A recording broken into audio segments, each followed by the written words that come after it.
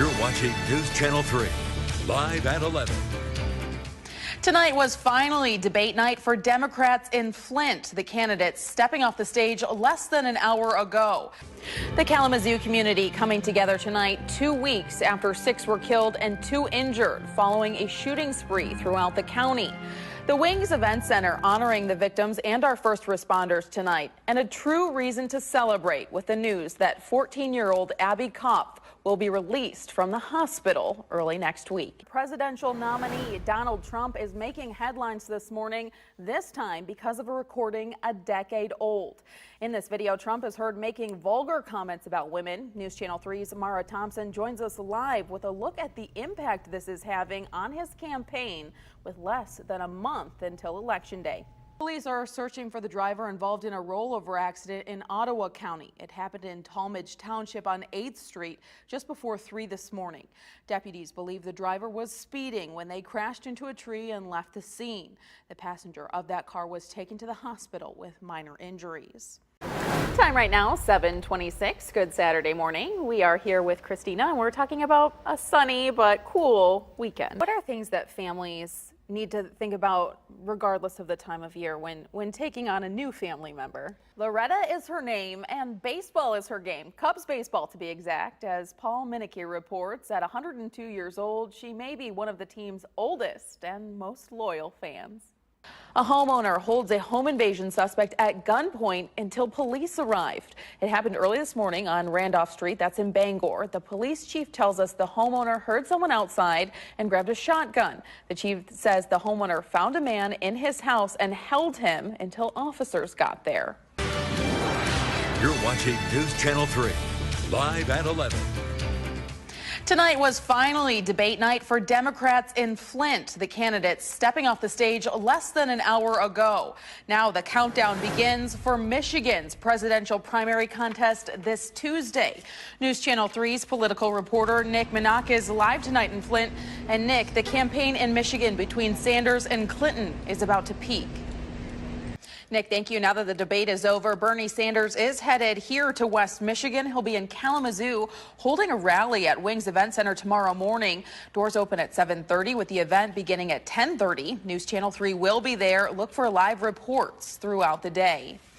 Meanwhile, Republican Marco Rubio wins the GOP primary in Puerto Rico. It's his second win after taking Minnesota on Super Tuesday. John Kasich to be the next nominee of the Republicans and also to be the next president of the United States. Here he is. Thank you, Arnold. Love you, man. And that's former California Governor Arnold Schwarzenegger endorsing Kasich on social media. The duo campaigned together last night in Ohio. Kasich will be back in Michigan tomorrow.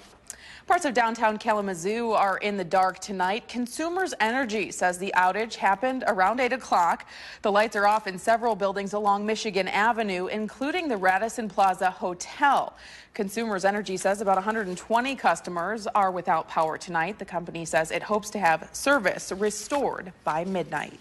1, 2, 3. Remembering Nancy Reagan, the former First Lady who told kids to just say no to drugs, died in Los Angeles today. Tonight, West Michigan weighs in on the political footprint she left behind. News Channel 3's Nikki Zazaza joins us live in the newsroom tonight to tell us about her ties to West Michigan. Nikki, thank you. A nice day for early March and some good news. It's going to get even warmer. Christina Anthony has a first look at our forecast. Hi, Christina. Looks great. Thanks, Christina. The K-Wings and their fans surpassed their fundraising goal as the community comes together. News Channel 3 was a sponsor of last night's We Are Kalamazoo game. The K-Wings got a thrilling overtime win over Utah, but it was an opportunity to honor the victims of the Kalamazoo shooting spree, their family, and first responders. Through ticket sales and auction items, $23,000 was raised, $3,000 more than the goal for the Help Now Foundation, once again for victims and their families. But the best news of the night, the parents of 14-year-old shooting survivor Abby Kopf say she will be released from the hospital this week. A new program in Flint announces a plan to employ young people and distribute clean water throughout the city. Flint Mayor Karen Weaver laid out details of the Waterworks program today. The goal is to employ 100 people ages 16 to 24 who are not in school and not working. In addition to clean water, they will also distribute healthy food and nutrition information to residents. The program is starting its work with a $500,000 contribution to the Community Foundation of Greater Flint. A transformer catches fire at a nuclear power plant. It happened in western South Carolina this afternoon. Take a look at this video here. You can see thick black smoke. The fire chief said the transformer was away from the buildings that house the nuclear reactors.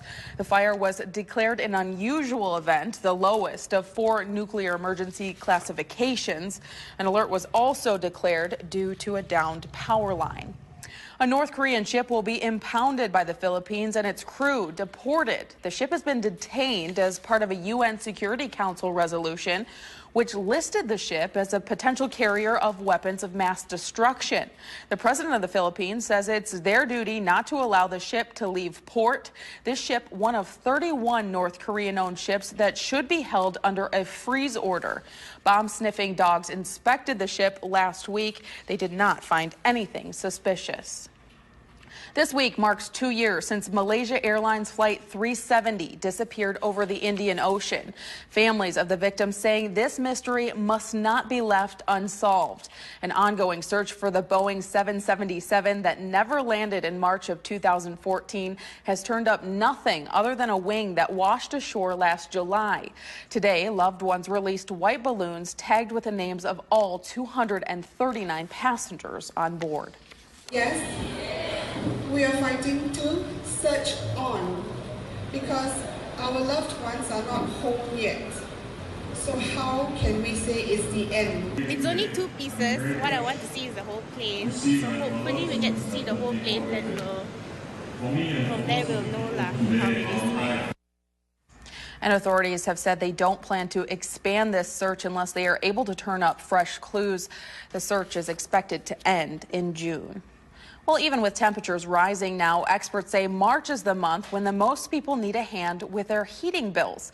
It's also a time when homeowners may do something dangerous to stay warm. We have more on the help that's available.